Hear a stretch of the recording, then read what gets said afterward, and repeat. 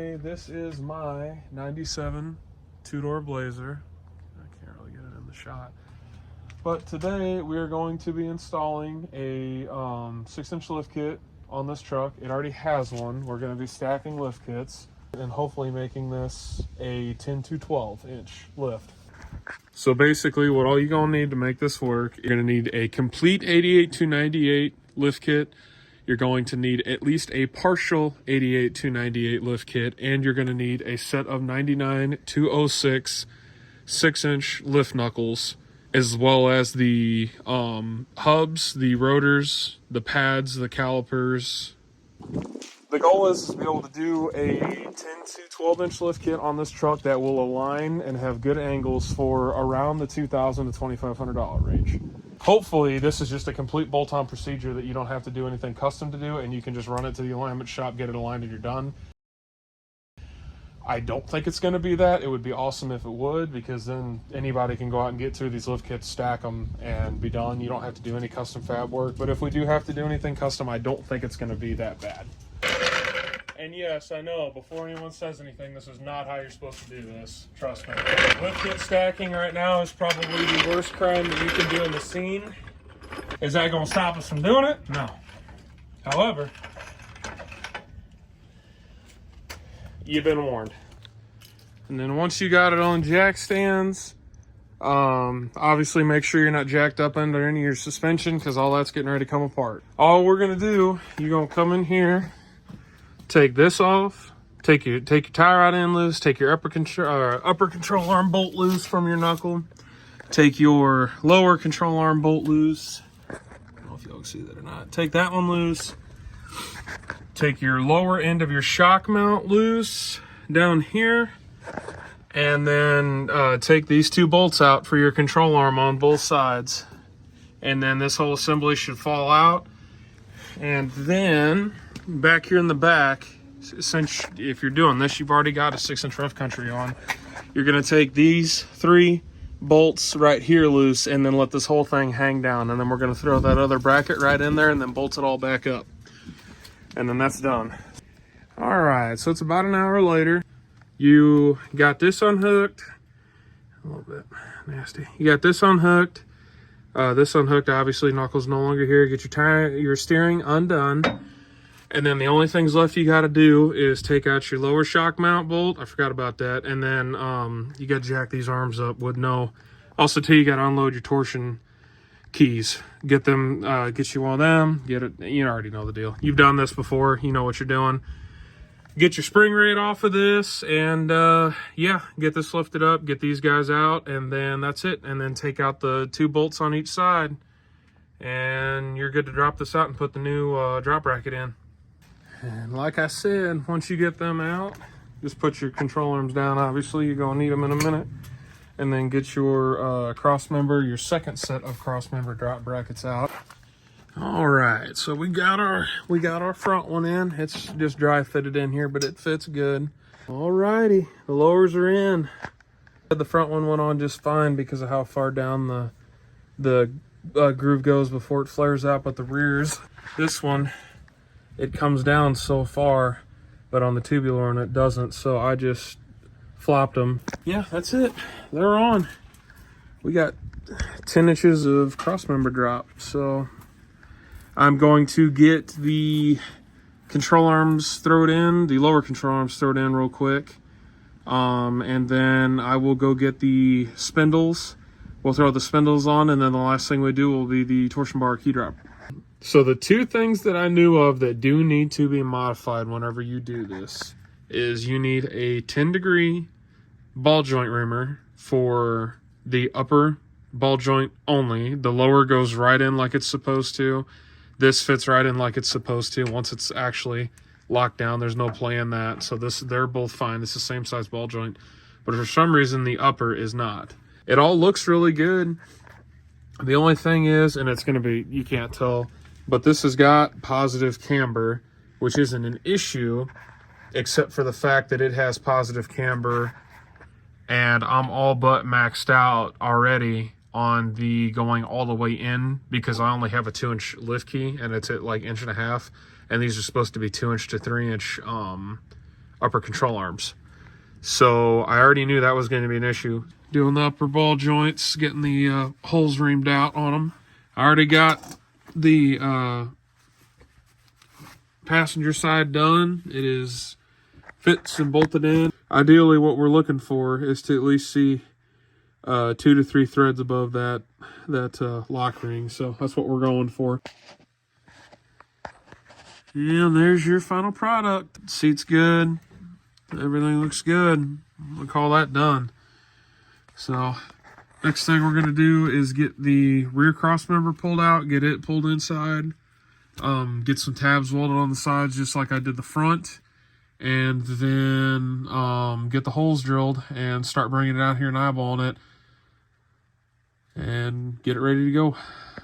I'm pretty sure 99 to 06, they sell a 33-inch brake line, or 30 and a half inch brake line, which I believe this is like 15. So I think that will work. We got to go down to here. So if I can get away with running a factory brake line off of 99 to 06, that'd be awesome, because they're only like 25 bucks a piece. And then I'm going to do kryptonite tie rods. They're like 300 bucks. Instead of continuing to bolt stuff up, was get this welded and get these holes drilled. On that side, we got the material added, and that's what they look like before. And all I did to do that, you can kind of tell on that, is cut a piece out. It looks pretty good. There's definitely a little bit of angle and stuff going on there. But once everything's painted up and your attention's not getting drawn to the area, I think it'll look really, really good. So I just figured I'd show you guys kind of what I'm doing here. So, but basically it's just plated out like that and then weld it up, grind it down, and that's what they look like when they're welded. I'm gonna get that one cleaned up to match that. So what we are going for here is we're going to be offsetting this bolt out to fix that positive camber by kicking out the lower control arm and straightening up the wheel. I don't know how far over we need to go. I added a bunch of materials so that way I know for sure this doesn't have to be rewelded or you have to add anything. I've marked out here, you can barely see it, but that is 1 inch of material from here to the edge, which is the exact same amount that came on the cross member. I do not want to exceed that. I don't think I'll have to go anywhere near this. But my whole goal, I would like for, with my upper control arms sunk all the way in like they are, to have about 2 to 3 degrees of positive camber. And then I can roll my upper control arm out and have about 2 to 3 degrees of negative camber, which means that I'll have full range of motion to get in alignment. I can turn the truck up, turn it down, and I don't have to worry about being right on the edge of not being able to align the truck. So that's why we're doing this. I went ahead and got both of the rear cross members pulled out of the truck. I've got them flipped back the other way, how they were before, only because if you look, the thickness on this is, that's going to be hard to tell. The thickness on this upper bracket is considerably thinner. It's like probably a good 1/16 inch thinner steel than the upper. Or I mean the old bracket is than the newer style bracket. So I think I am going to go ahead and just do all the cutout slots and run the new lift on top, run the old lift on bottom, just because I'm bringing this bolt hole way over here and it makes me feel a lot better. I've got a good piece of 1/4 inch steel. It makes me feel a lot better having this thicker material down here with me moving this bolt hole way out versus this. This is like a lot thinner. So this isn't really doing anything. I mean, it's holding the lift up, but there's not a lot of strain on this with twist. This is holding the bracket up that is taking all the beating. So I am going to end up running the upper. I'm going to go ahead and get these cut out, get this to sit down and fit on it, and then I'll pick the camera back up and show you what we're getting ready to do, because I got to take a couple things off of this upper lift. These need to come off because obviously they're not doing nothing. I can take these off of this one because it's not doing nothing. And then in the back, the other reason I kind of want to do this is these, I can just unbolt the kicker braces. Whereas those are welded on, which isn't a big deal. I can cut them off, but these will just, you know, look a little bit nicer. So I'm gonna unbolt them, take those off, get everything cut and set down, and then we'll see what it looks like. Another thing I wanted to mention too was I had a buddy pick me a set of these up for 50 bucks.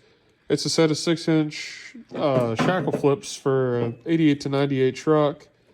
So instead of doing the shackle, us flipping the factory shackle hanger, we'll just be utilizing this. So I cleaned it up, welded a plate onto the top, and painted it and filled all the holes in. All the holes were all welded out. I can just go to the store, get whatever size bolt that is, and get 8 of them, and then I can throw those in and be done with the rear. So that's awesome.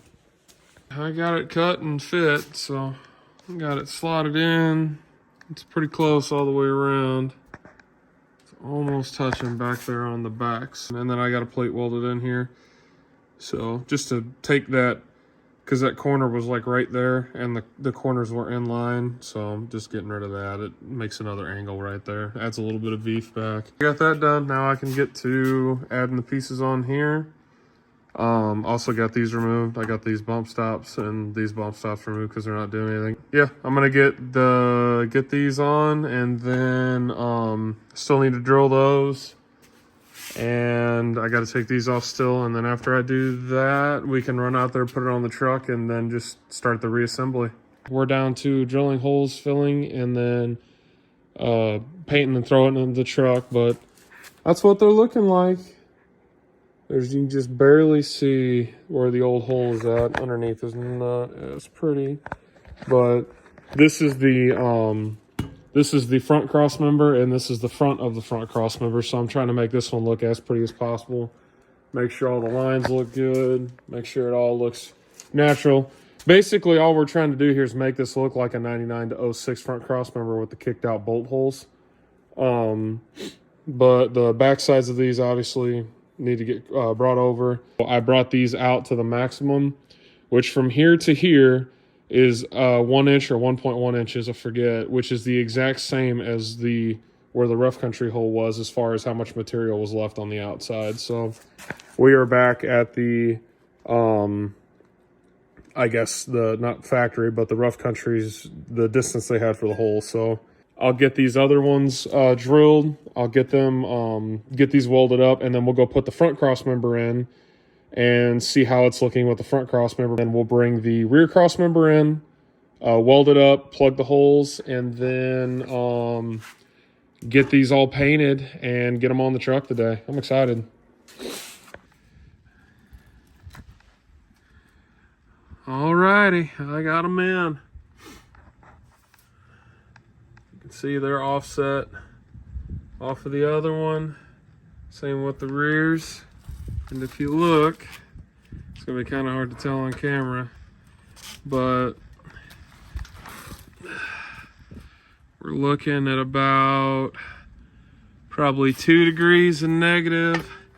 And then as you pump it up, you're still sitting probably at about 1 degree or so, which means that I can bring my upper control arms out and get the alignment right. That's awesome.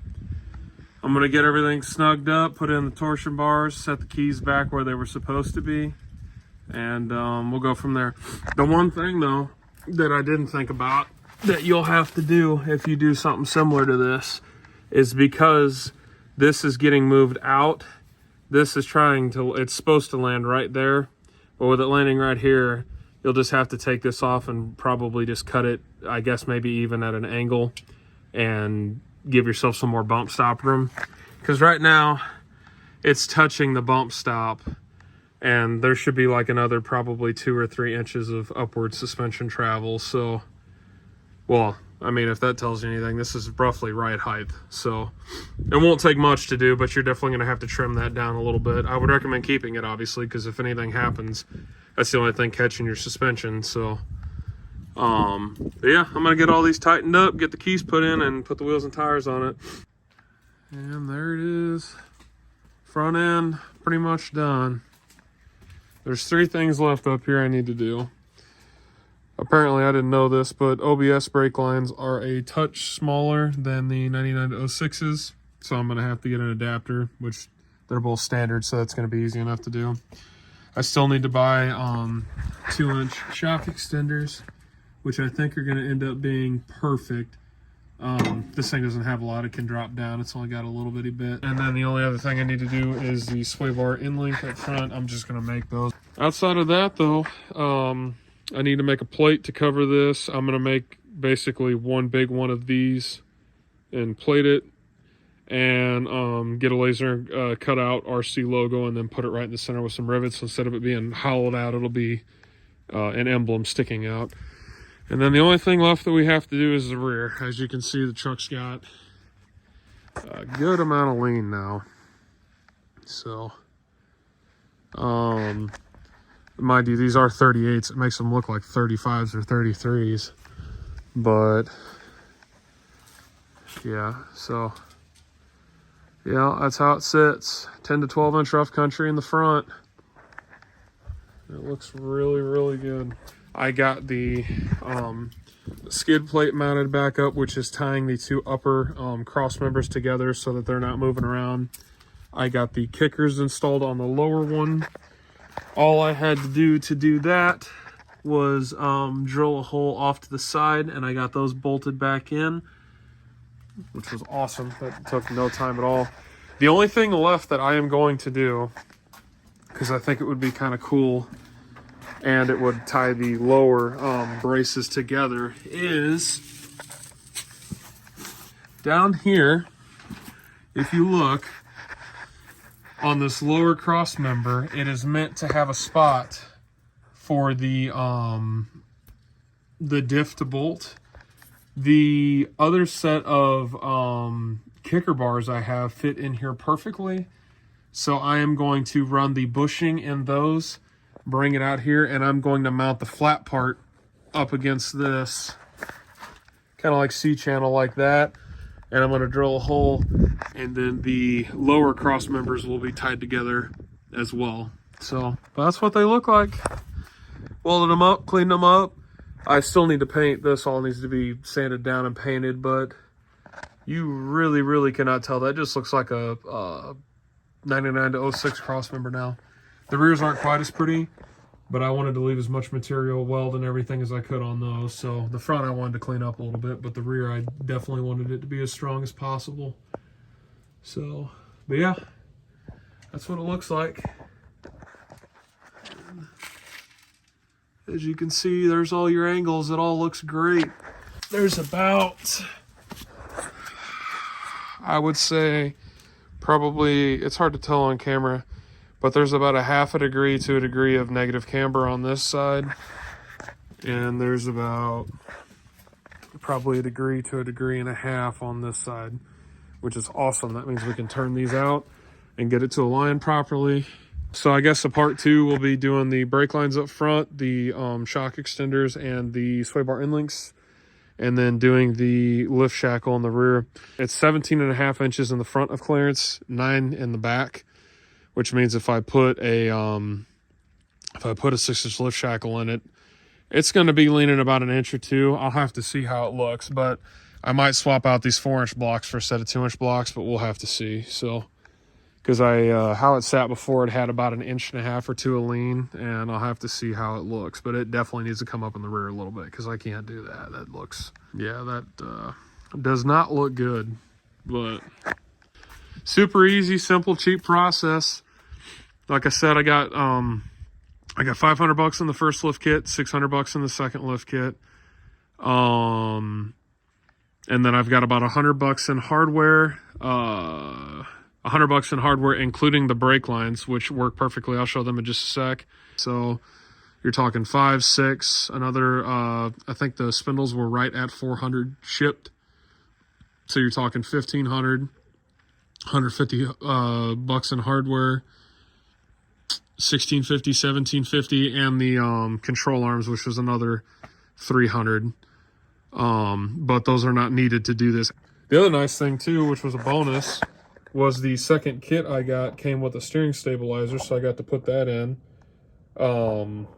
So technically I got that for free. That would have been another $110, $120 for that.